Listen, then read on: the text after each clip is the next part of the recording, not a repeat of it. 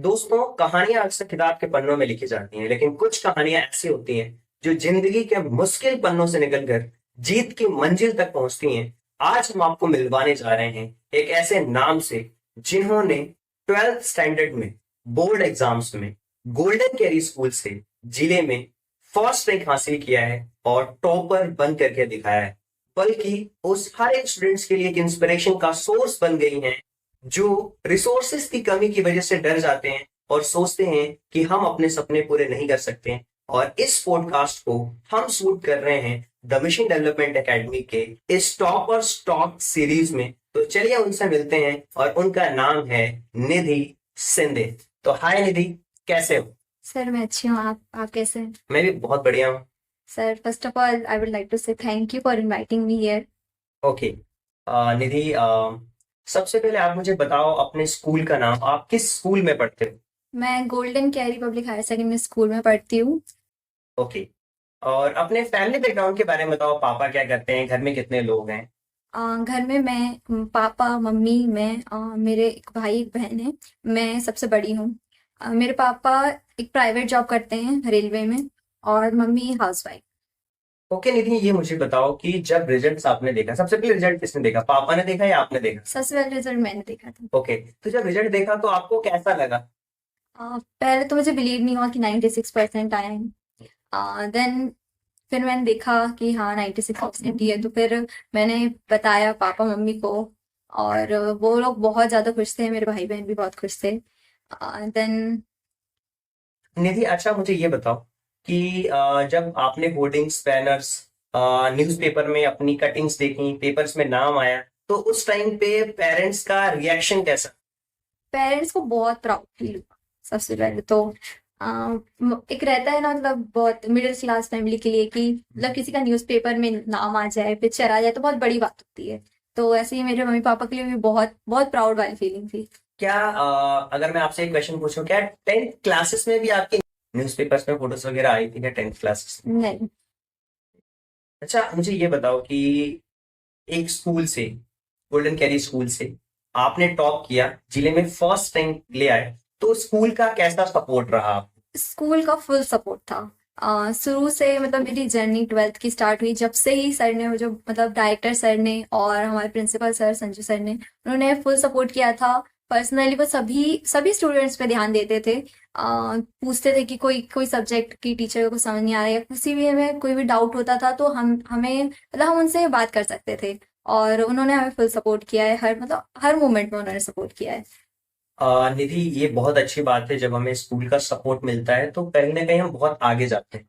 निधि, क्या आपको स्पोर्ट्स में भी रुचि थी क्या? स्पोर्ट्स में मुझे उतनी नहीं थी, मतलब उतनी इंटरेस्ट नहीं है मुझे। मेरे को डांस में बहुत इंटरेस्ट था। Okay okay.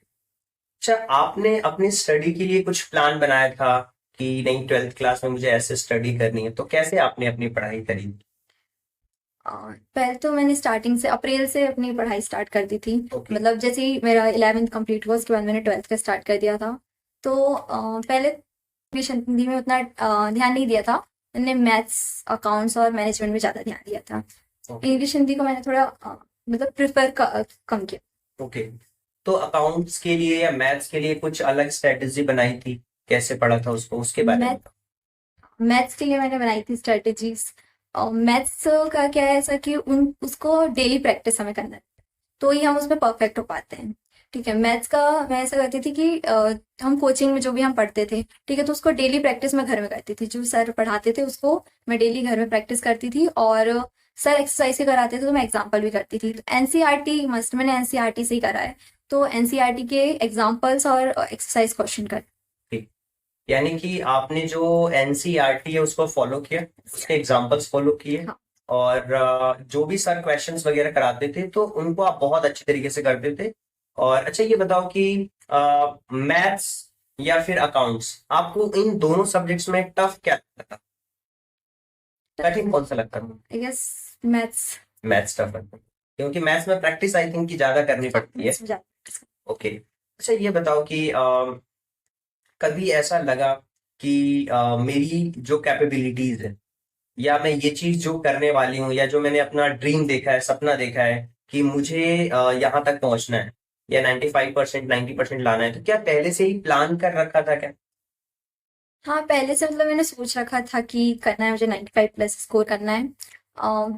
और पेरेंट्स पेरेंट्स और टीचर्स की भी एक्सपेक्टेशन थी कि मेरे को 95 प्लस स्कोर करना ही है, क्योंकि 11th में भी मैं एक अच्छे स्टूडेंट रही हूँ इसलिए। ओके। तो आपकी इस जर्नी में जो आपने अभी सक्सेस अचीव करी है, उस जर्नी में किसी ऐसे पर्सन को आप थैंक यू बोलना चाहते हो जिन्होंने आपको लगता है कि बहुत ज्यादा ही सपोर्ट किया है, तो आप उनके बारे में बता सकते हो थोड़ा, किस तरीके से उनका योगदान रहा है आपके स्टडीज में, किस तरीके से उन्होंने आपकी मदद की? आ, पहले तो मैं सभी टीचर्स को थैंक यू बोलना चाहूँगी, मतलब मेरे सभी सब्जेक्ट टीचर्स। और अंकित सर जिन्होंने मुझे मैथ्स पढ़ाया है, और दर्शना मैम जिन्होंने मुझे अकाउंट्स पढ़ाई, उनको स्पेशली थैंक यू बोलना चाहूँगी, उन्होंने मुझे बहुत सपोर्ट किया है। नेक्स्ट, मेरे स्कूल के प्रिंसिपल संजू सर, उन्होंने बहुत ज़्यादा सपोर्ट किया, मतलब थ्रू आउट द जर्नी उन्होंने सबसे ज़्यादा सपोर्ट किया। वो सभी सभी स्टूडेंट्स को सपोर्ट करते हैं।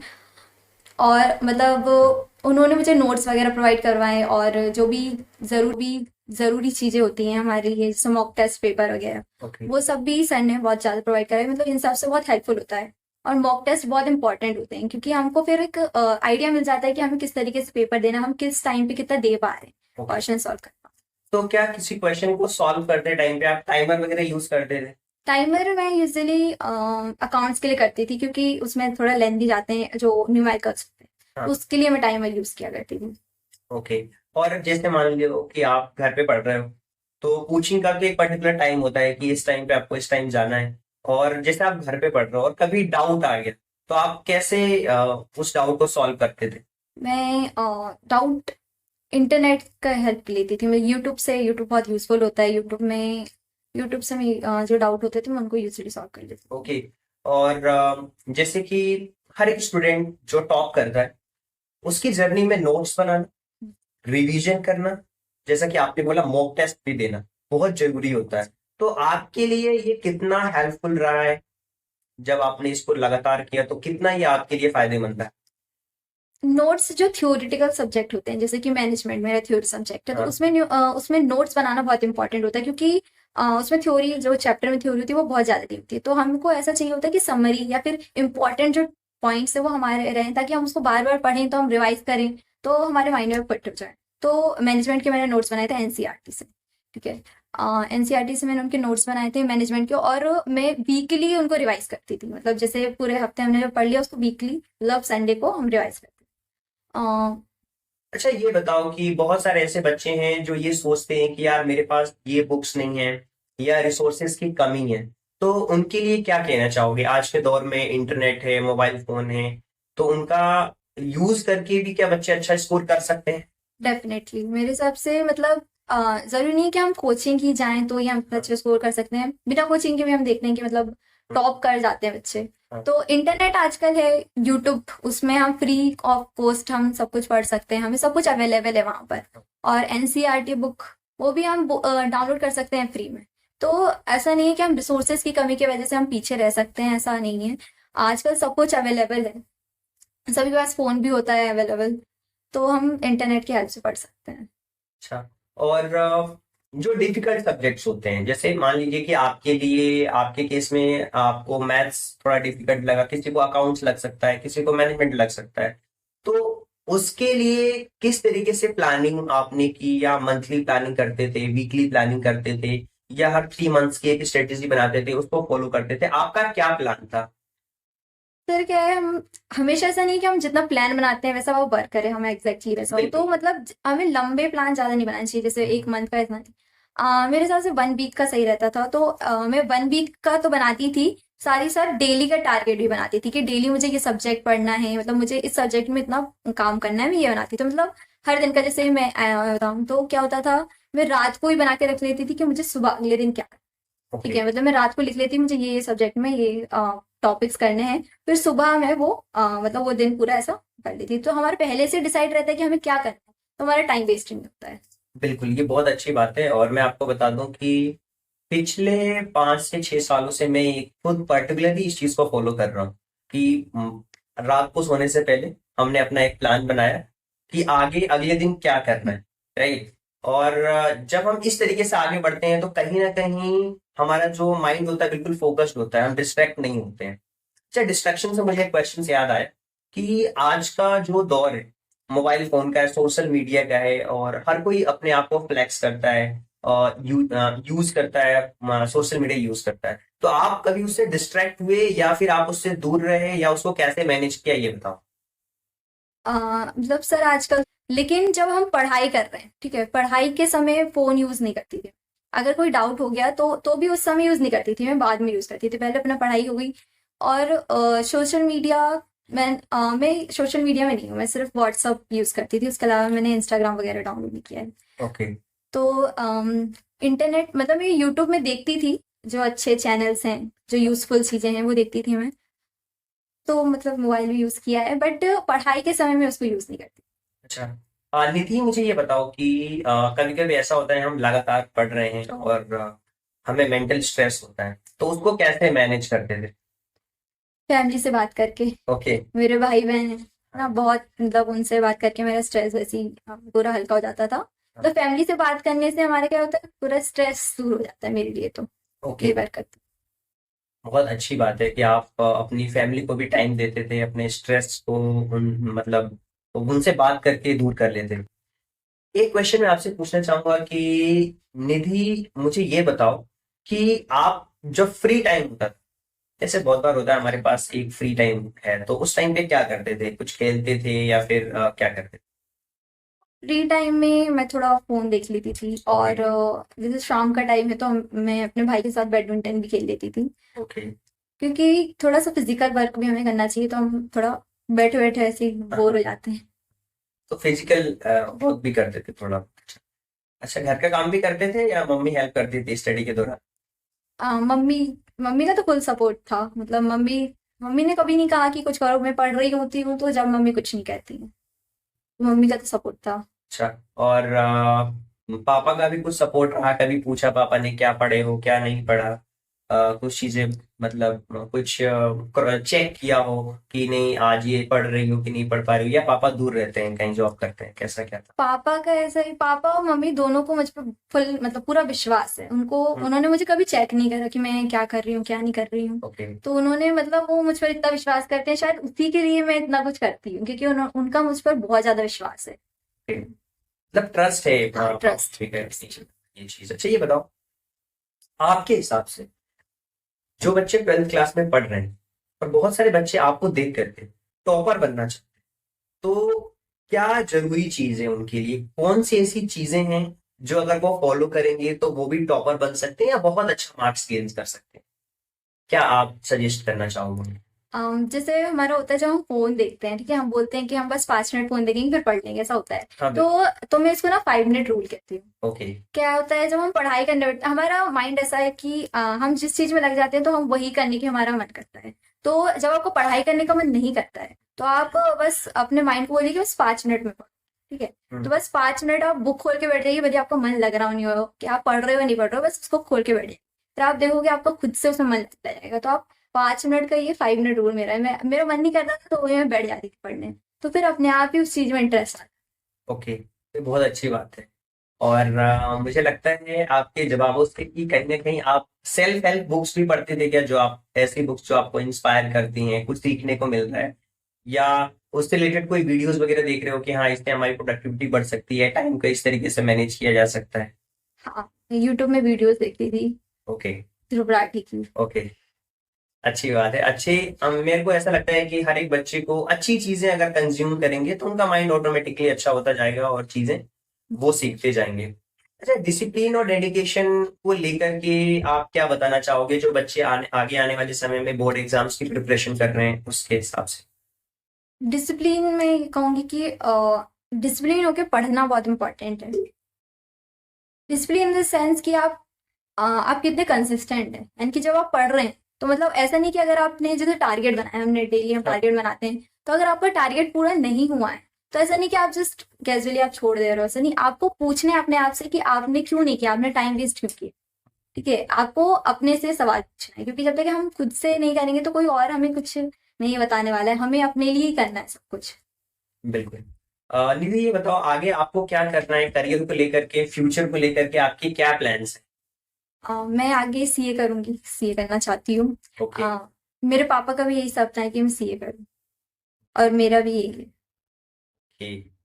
और आप कभी कभी क्या होता है कि हम प्रेशर फील करते हैं, हाँ, स्टडी के दौरान हो गया, और कभी कभी क्या होता है कि हमें लगता है यार कि हमारे पास में टाइम बहुत कम बचा है, एग्जाम्स बिल्कुल पास में आ गए हैं। उस टाइम पे स्ट्रेस बहुत ज्यादा होता है, तो उसको कैसे आपने हैंडल किया, या फिर आपको लगता था कि नहीं मैंने तो अपनी प्रिपरेशन अच्छी तरीके से कर ली है और मैं अपना एग्जाम्स अच्छे से दूंगी? तो किस तरीके से आपकी वो जर्नी रही जब जैसे एग्जाम्स पास में आए, वो वाली जर्नी के बारे में बताओ। जब एग्जाम पास में आ रहे थे तो मुझे मतलब उतनी चिंता नहीं थी, क्योंकि मेरे प्रिपरेशन काफी अच्छी थी।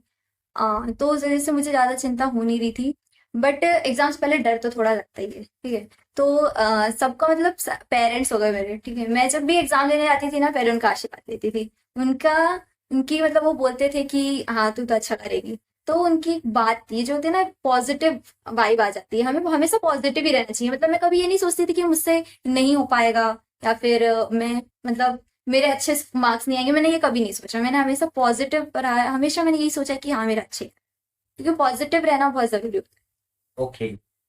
निधि आप मुझे ये बताओ कि जैसे हम प्रिपरेशन करते हैं, अब कोई एक प्रिपरेशन स्टार्ट हो गई है, तो कभी कभी ऐसा होता है कि लगातार 2 से 3 दिन तक अचानक कहीं जाना पड़ गया, कुछ काम आ गया, और जो हमने टास्क बनाए हैं, जो हमने प्लान्स किए हैं कि ये मुझे कंप्लीट करना है, वो कंप्लीट नहीं हो पाए, तो उस समय पे आपको कैसा लगता है। तो ये तो होता ही है कि मतलब हम जो टारगेट बनाते हैं, मतलब हमेशा नहीं कि वो हमारे पूरे ही हों। कई बार हम मतलब कई बार नहीं हो पाता है पूरा। ऐसा मेरे साथ भी बहुत बार हुआ है, नहीं हो पाया पूरा। लेकिन फिर मैं और अच्छे से टारगेट बनाती थी कि जो मेरा एक दिन में रह गया, मैं उसको ऐसा करती थी कि दूसरे दिन वो अच्छे से कवर ही हो जाए, यानी कि दूसरे दिन का भी कवर हो जाए, जो आज रह गया है वो भी कवर हो जाए। मैं कोशिश करती थी कि ज्यादा बैकलॉग ना हो। अच्छा, बैकलॉग्स कम से कम हाँ। हो, ये चीज आप प्लान करते थे? अच्छा, रिवीजन के समय पे, जैसे कोई भी स्टूडेंट जब रिवीजन करता है, तो रिवीजन के समय बहुत सारे बच्चों का ऐसा होता है कि वो केवल याद करते हैं। आपका कैसा था, उसको लिख करके प्रैक्टिस करते थे, या फिर केवल याद करते थे? आपको लगता था कि नहीं मैं इसको अच्छी तरीके से लिख पाऊंगी, खास करके थ्योरेटिकल सब्जेक्ट्स? जैसे न्यूमेरिकल रहता है मैथ का, तो उनका तो डेली प्रैक्टिस करना रहता है। बिल्कुल। थ्योरी का ऐसा है कि अगर आपकी स्पेलिंग मिस्टेक्स होती है तो आपको लिखना पड़ेगा, और अगर आपकी स्पीड कम है तो भी।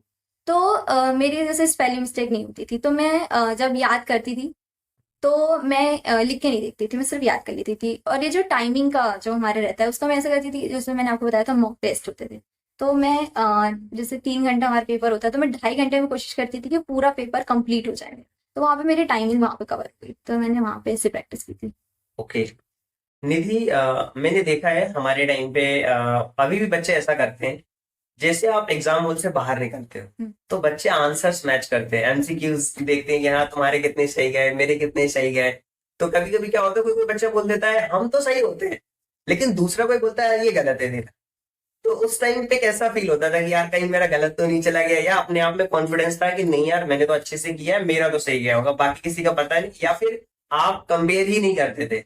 नहीं, मैंने कभी भी पेपर चेक नहीं करा। हमें एग्जाम्स बहुत से आते, क्योंकि अगर मतलब गलत हो गया, हमें पता चल गया, तो वो दूसरे पेपर में अफेक्ट पड़ता है, मुझे ऐसा लगता है। तो मैं कभी भी पेपर चेक नहीं करती थी।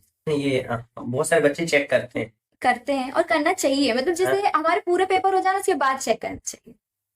मतलब जब एग्जाम्स चल रहे हैं उसके दौरान में नहीं नहीं, करना उसके चाहिए? उसके दौरान। ओके। अच्छा, कितने घंटे पढ़ते थे निधि डेली पर डे? अगर आप एक एवरेज टाइम बताओ, 3 से 4 घंटे या फिर 8 से 9 घंटे, कैसा पढ़ते थे? स्कूल और कोचिंग के अलावा 3 से 4 घंटे में पढ़ती थी, नाइट अच्छा, ओके।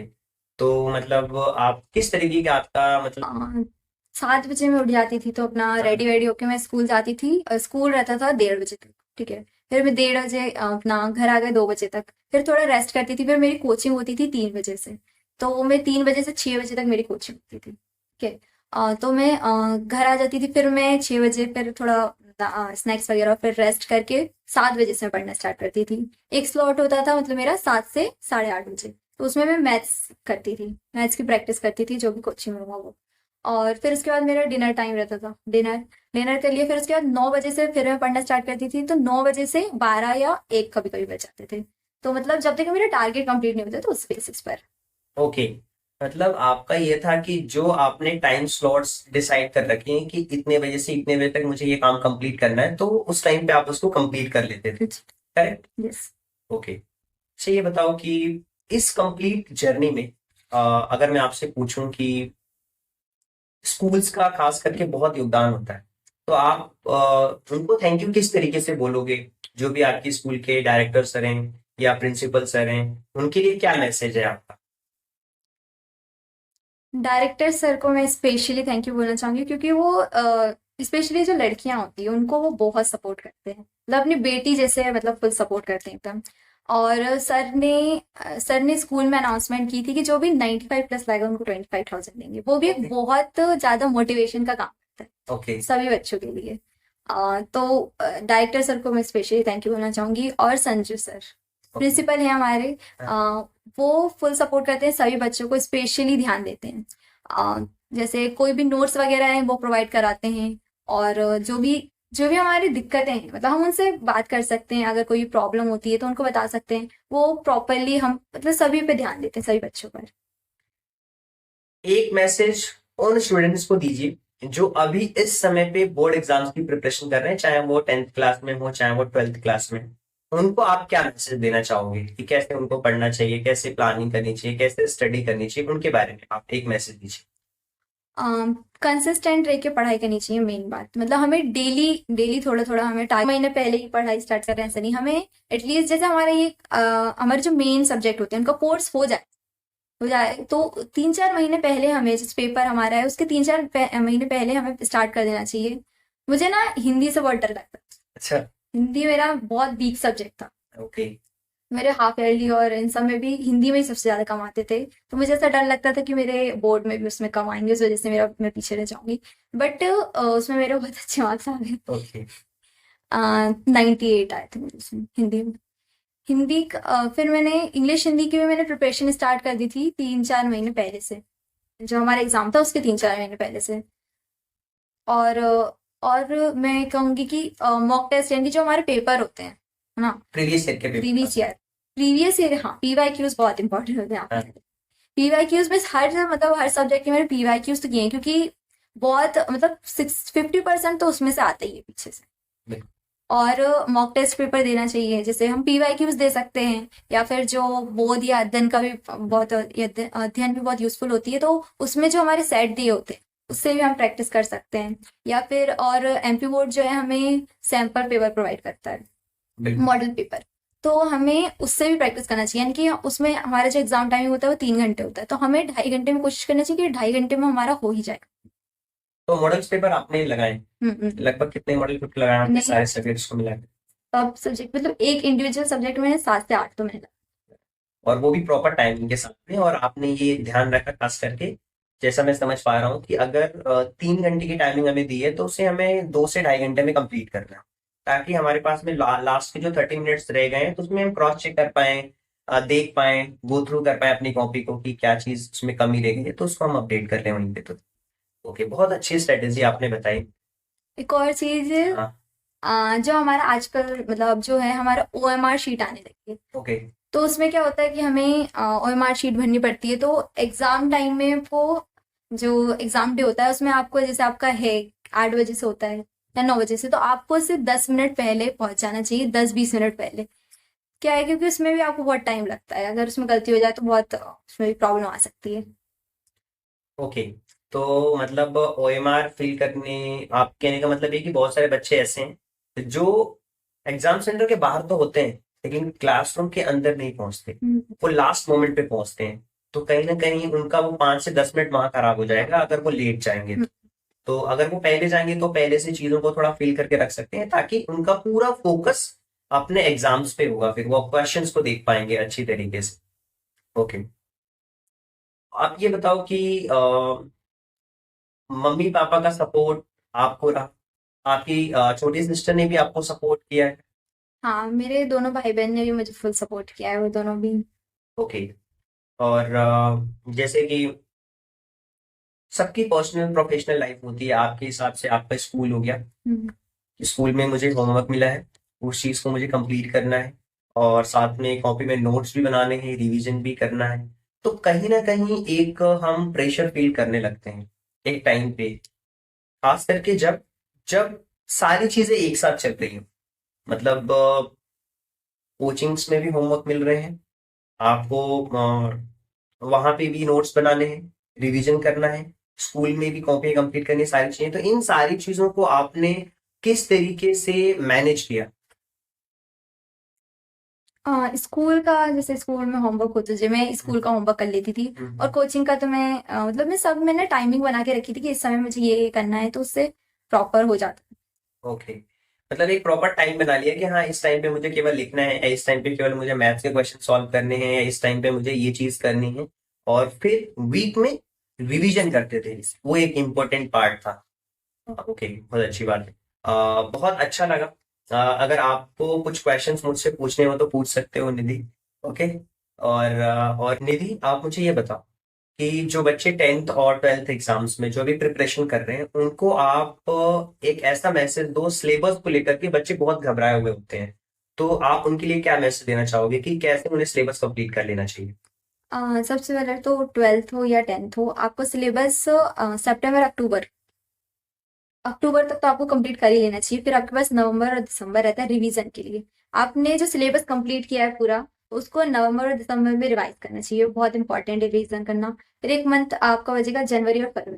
तो जैन में आपको करना चाहिए कि मॉक टेस्ट पेपर जो होते हैं हमारे, वो लगाने चाहिए। कि हमें एक मंथ पूरा लग जाता है सब सब्जेक्ट के मॉक पेपर लगाने में, क्योंकि एक दिन में हम 2 ही लगा सकते हैं ज़्यादा से ज़्यादा। तो फिर आपको बचा फेब। फिर से आपको पूरा ऑल थ्रू, आजकल तो मतलब इस अब फेब में पेपर होने लगे हैं, हाँ। फेब से स्टार्ट हो जाते हैं। हाँ। तो फेब में आप फिर से पूरा रिवाइज कर सकते हैं। तो आपका सिलेबस जब सही टाइम पे कंप्लीट हो जाएगा तो आप रिवीजन कर पाओगे, आप 2 से 3 बार रिवीजन कर पाओगे, तो आपका रिजल्ट भी बहुत इंप्रूव हो जाएगा। ओके, और कुछ मैसेज देना चाहोगे? कुछ क्वेश्चंस हैं तो वो आप पूछ सकते हो। और बहुत अच्छा लगा मिलकर के, कुछ पूछना है तो पूछ सकते हो। सर मुझे भी आपसे मिलकर बहुत अच्छा लगा। Okay, thank you. बहुत नया एक्सपीरियंस मिला मुझे यहाँ पर, ओके, और बहुत कुछ सीखने को भी मिला। मम्मी पापा के लिए क्या मैसेज देना चाहो? मैं मम्मी पापा को बहुत ज़्यादा थैंक यू बोलना चाहूँगी।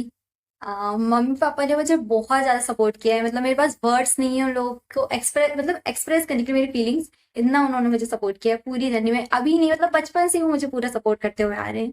उनका ही विश्वास है जो मुझे हमेशा बहुत कुछ आगे करने के लिए मतलब प्रेरित करता है, मोटिवेट करता है। और अभी जो मैंने किया है मतलब बहुत छोटी सी बात है, ठीक है। और मैं सीए बनना चाहती हूँ, और भी मतलब मैं लाइफ में बहुत कुछ करना चाहती हूँ जिससे कि उनको प्राउड फील हो, ठीक है। और हमेशा उनको प्राउड फील कराना चाहती हूँ और उनको खुश रखना चाहती सीए बन जाओगे तो वापस आओगे इस पॉडकास्ट हूँ। में? जी सर, बिल्कुल, आप बुलाओगे तो आऊंगी। बिल्कुल, डेफिनेटली हम आपको बुलाएंगे। जी। ओके, सो थैंक यू निधि, आपसे मिलकर के बहुत अच्छा लगा मुझे।